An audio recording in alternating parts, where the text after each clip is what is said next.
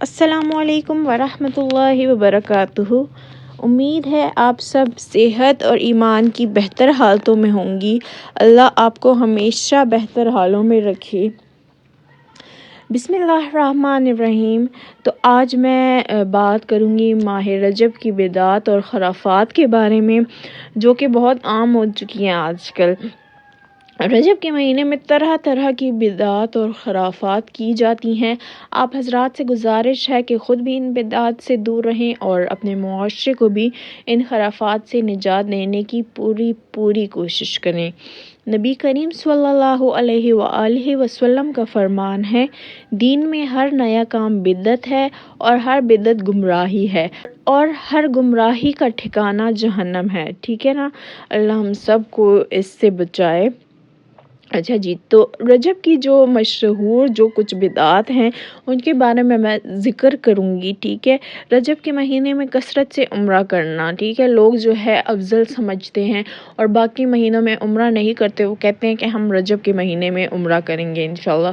تو حقیقت اس کی کیا ہے؟ حضرت عائشہ رضی اللہ تعالیٰ عنہ فرماتی ہیں، رسول کریم صلی اللہ علیہ وسلم نے ماہ رجب میں کبھی عمرہ نہیں کیا۔ ٹھیک ہے؟ تو یہ ایک بدعت ہے۔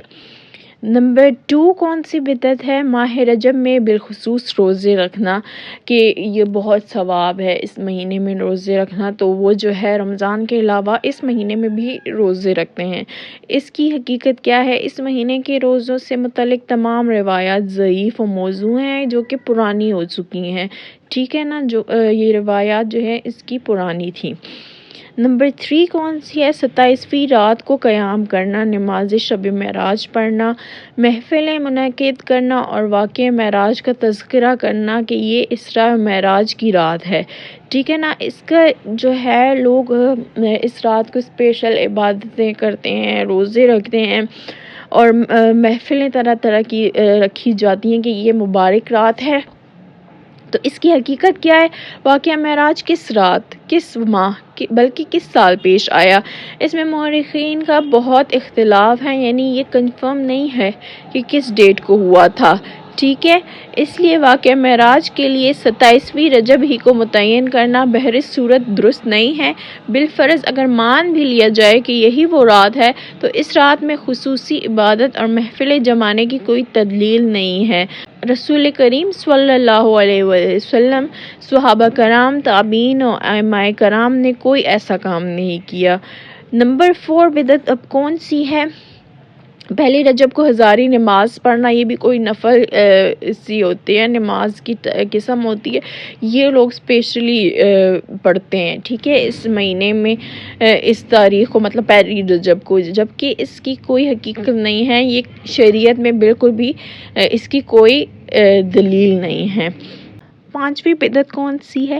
15ویں رجب کو داؤد کی نماز پڑھنا، یہ بھی ایک نفل ٹائپ ہوتے ہیں۔ ٹھیک ہے؟ اس کی بھی کوئی حقیقت نہیں ہے، اس کی بھی شریعت میں کوئی دلیل نہیں ہے۔ 6ٹھی بدعت کون سی ہے؟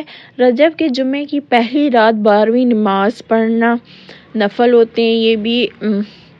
پہلی رات مطلب رجب کی جو پہلی رات ہوتی ہے اس میں کچھ 12 نفل میرے خیال سے ہوتے ہیں، یہ لوگ پڑھتے ہیں اور اس کی کوئی حقیقت نہیں ہے، یہ شریعت میں اس کا کوئی واقعہ ہمیں نہیں ملتا۔ ٹھیک ہے؟ کسی نے نہیں پڑھی، ہمارے نبی نے صلی اللہ علیہ وسلم نے نہیں پڑھی، صحابہ کرام نے نہیں پڑھی۔